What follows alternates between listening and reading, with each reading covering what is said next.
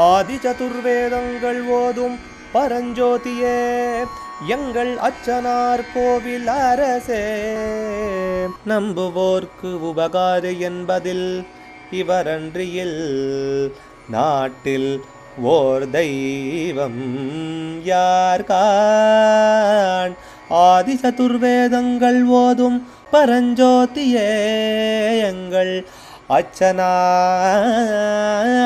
கோவில் அரசே. சுவாமியே சரணமையப்பா.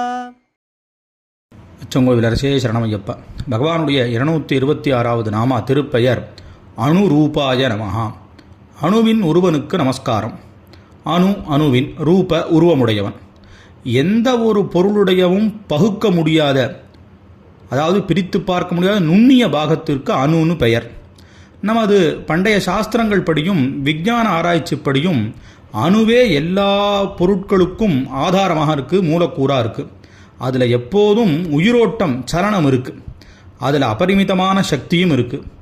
ஸ்ரீ சாஸ்தா அபரிமிதமான சக்தியுடைய பிரபஞ்சத்தினுடைய மூல ஆதாரமான அதிசூக்ஷ்மமான அணுரூபத்தில் இருக்கிறவர்.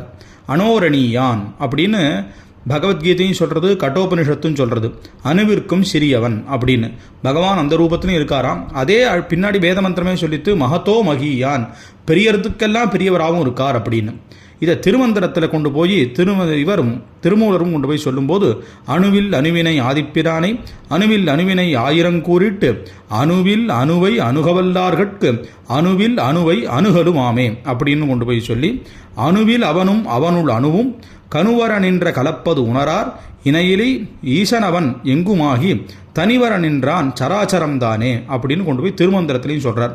அதனால் இன்னைக்கு கூட நாமெல்லாம் சொல்லும்போது அவனன்றி ஓர் அணுவும் அசையாதுன்னு சொல்கிறதுக்கு காரணம் பகவான் அனுரூபமாக இருக்கார், எல்லா விஷயத்துலையும் சூக்ஷ்மத்துக்கும் சூக்ஷ்மமாக இருக்கார் அப்படின்னு கொண்டு போய் சொல்கிறது. அச்சங்கோவில் அரசே சரணமையப்பா. அச்சனார்